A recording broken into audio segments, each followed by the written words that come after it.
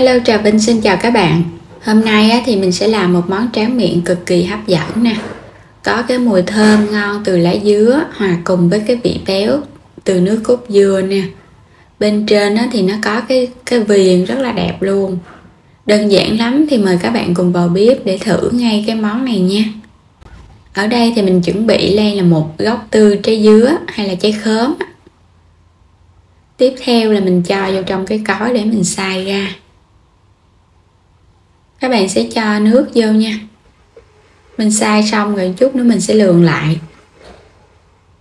Mình xay xong rồi thì tổng cộng là được 300ml gồm khóm và nước. Cho vào đây chút xíu màu vàng thực phẩm, không thích thì khỏi cho nha. Để cho cái phần khóm của mình nó có được màu đẹp hơn á. Hoặc là các bạn cho chút xíu bột nghệ cũng được. Thì mình dùng cái loại rau câu giòn agar nha. Các bạn tìm mua trong những cái tiệm tạp hóa trong chợ là có.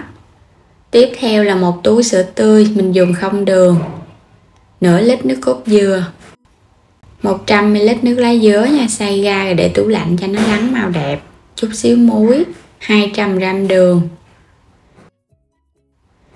Cái gói rau câu này thì mình sẽ lường nha. Mỗi một muỗng cà phê vung lên là 5g. Các bạn sẽ lường cho mình là 3 muỗng là 15g. Cho chút muối vô. Đường thì mình sẽ chừa lại một ít để chút mình cho vô khóm. Cho hết nửa lít nước cốt dừa luôn nha. Rồi các bạn sẽ khuấy đều lên. Đối với cái rau câu giòn thì không cần phải trộn với đường. Mình cho trực tiếp luôn. Rồi cho tiếp 300ml nước nữa là mình dùng 800ml nước. Để rau câu ở đó cho nó nở thì bắt cái nồi khóm lên. Cái phần đường còn lại các bạn cho vô. Mình nấu cho khóm này nó tan đường và nó sôi lên nha. Rồi bây giờ nó sôi lên rồi nè. Các bạn cũng khuấy đều nha. Mình thấy đường nó tan hết rồi. Chỉ cần nó sôi lên chút xíu là các bạn tắt bếp được rồi. Không có cần phải để lâu. Rồi quay trở lại rau câu. Để được 10 phút thì bây giờ bắt lên trên bếp. Các bạn khuấy đều cho nó sôi lên.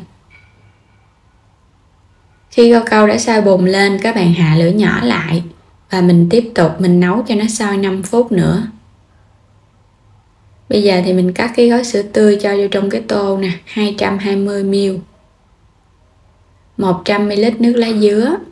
Thì các bạn để trong tủ lạnh khi mà mình chắc cái nước trong ở trên ra thì ở bên dưới rất là đậm màu. Quay trở lại nồi rau câu, mình nấu sôi 5 phút, bây giờ khuấy đều nữa là tắt bếp được rồi.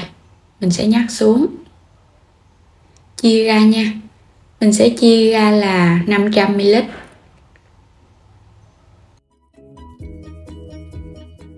Cho vô trong lá dứa là 200ml nha. Còn lại 300ml thì mình cho vô trong sữa. Đây mình còn lại một phần là 400. Cho vô trong khóm. Rồi tất cả các bạn sẽ trộn đều lên. Mình trộn cho nó kỹ lên nha. Rồi bây giờ thì mình chuẩn bị khuôn và đổ rau câu. Mình sẽ đổ một lớp ở bên dưới là cái lớp khóm màu vàng. Một lớp thật mỏng thôi để chút nữa mình tạo hoa văn á. Ngâm vô trong nước vậy nè cho nó nhanh nguội. Khi cái lớp này đã nguội rồi, các bạn sẽ dùng cái nĩa mình xăm vậy nè để cho hai lớp nó dính chặt với nhau, nó không có bị tách. Tiếp theo là cái lớp lá dứa. Lá dứa mình dùng cái màu đậm vậy nè, nó không có bị đắng đâu. Mà nó rất là đậm, nó chuyển sang cái màu xanh lá cây luôn á. Một lớp mỏng cho nên cũng nhanh đặc lắm. Tiếp tục mình cũng lấy cây nĩa mình xăm lên. Mình sẽ cho một lớp màu trắng lên trên nữa. Một lớp của mình là khoảng một vá cho đến 1,5 vá thôi là vừa.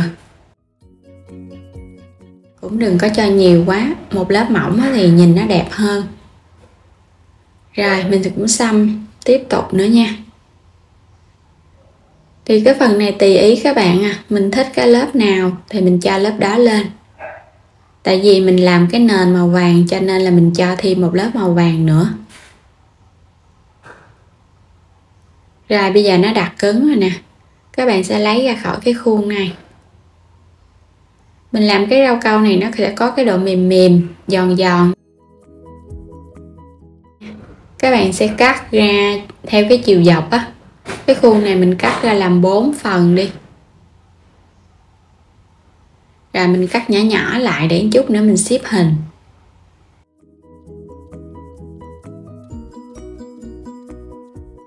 Bây giờ lần lượt các bạn sẽ cho từng miếng vô. Mình sắp chéo qua chéo lại vậy đó để nó ra được cái dạng hình đẹp.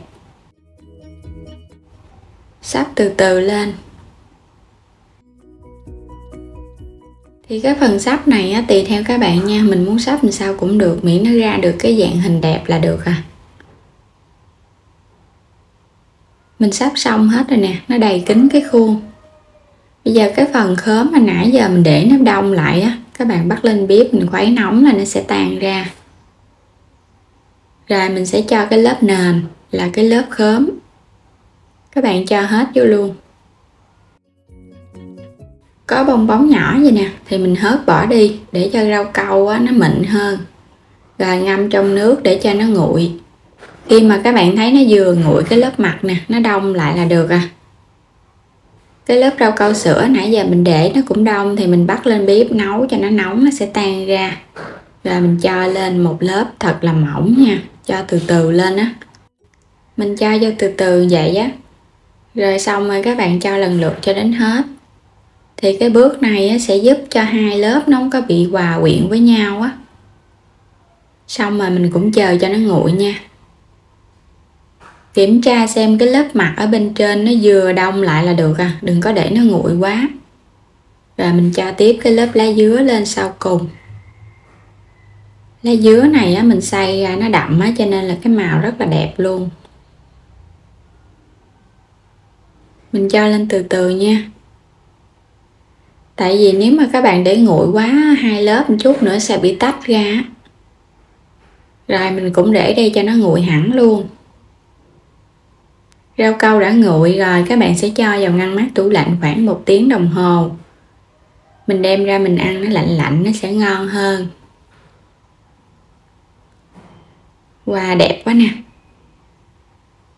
Các bạn nhìn thấy hấp dẫn không? Vừa bắt mắt và vừa ngon nữa. Có xanh, có trắng, hòa lẫn với màu vàng của khóm. Đây các lớp. Rất là hấp dẫn luôn á. Một món tráng miệng cực kỳ ngon. Vừa đẹp mắt mà mình ăn nó cũng mát lạnh nữa. Có cái hương khóm vô thì mình ăn nó sẽ chua chua và nó có cái vị thơm. Rồi mời các bạn nha. Ngọt cũng vừa, không có quá ngọt. Nó có cái độ giòn giòn nhẹ nhẹ chứ không có quá giòn. Nếu như các bạn thích giòn hơn thì giảm cái lượng nước lại. Thì cũng như là trong rau câu mà các bạn làm nước ít bột rau câu nhiều thì nó sẽ giòn. Còn mình làm công thức này thì rau câu của mình rất là vừa ăn. Nó không có quá giòn, không có bị cứng. Mà mình ăn lạnh lạnh thì nó sẽ còn cứng hơn so với các bạn mà ăn nó không lạnh Rất là bắt mắt luôn. Và mình chúc các bạn có thêm món tráng miệng mới lạ để thưởng thức. Đừng quên đăng ký kênh ủng hộ mình và để nhận những video mỗi ngày xem và ủng hộ kênh mình. Xin chào tạm biệt và hẹn gặp lại trong những video tiếp theo.